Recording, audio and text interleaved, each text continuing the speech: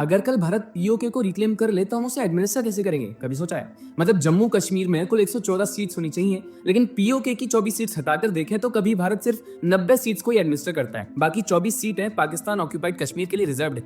लेकिन असली सवाल यह है कि जिस दिन भारत पीओके को वापस ले लेगा उस दिन हम गवर्नेंस शुरू कैसे करेंगे? क्या बाउंड्रीज पहले से तय होंगी? क्या रिप्रेजेंटेशन क्लियर होगा? क्या वहां के लोगों को तुरंत पॉलिटिकल वॉइस मिलेगी? इस सवाल का लॉन्ग अवेटेड जवाब हमें अब नए डिलिमिटेशन बिल 2026 में मिलने ही वाला है दोस्तों।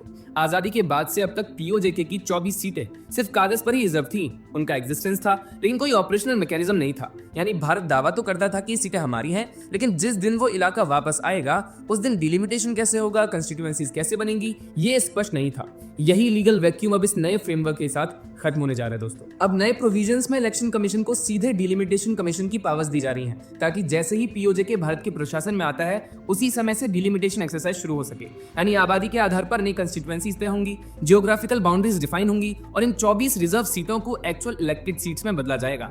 आसान शब्दों में समझें तो अभी जम्मू कश्मीर विधानसभा की इफेक्टिव ताकत 90 है, लेकिन पीओजेके के इंटीग्रेट होते ही ये 24 सीटें एक्टिवेट हो जाएंगी और विधानसभा की ताकत 114 हो जाएगी। मतलब गवर्नेंस के लिए पहले से पूरा ब्लूप्रिंट तैयार रहेगा। कोई कॉन्स्टिट्यूशनल डिले नहीं, कोई लीगल कंफ्यूजन नहीं। यही इस बिल का सबसे बड़ा स्ट्रेटेजिक सिग्निफिकेंस है दोस्तों।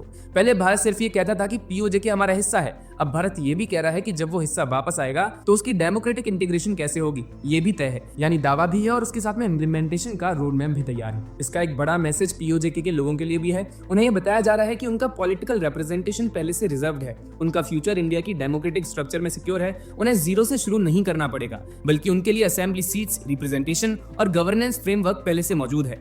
दूसरा मैसेज पाकिस्तान के लिए है। भारत साफ कह रहा है कि पीओजेके को परमानेंट डिस्प्यूट नहीं बल्कि टेम्पररी ऑक्यूपेशन माना जा रहा है और भारत उस दिन के लिए लीगली तैयार है जब ये क्षेत्र वापस आएगा।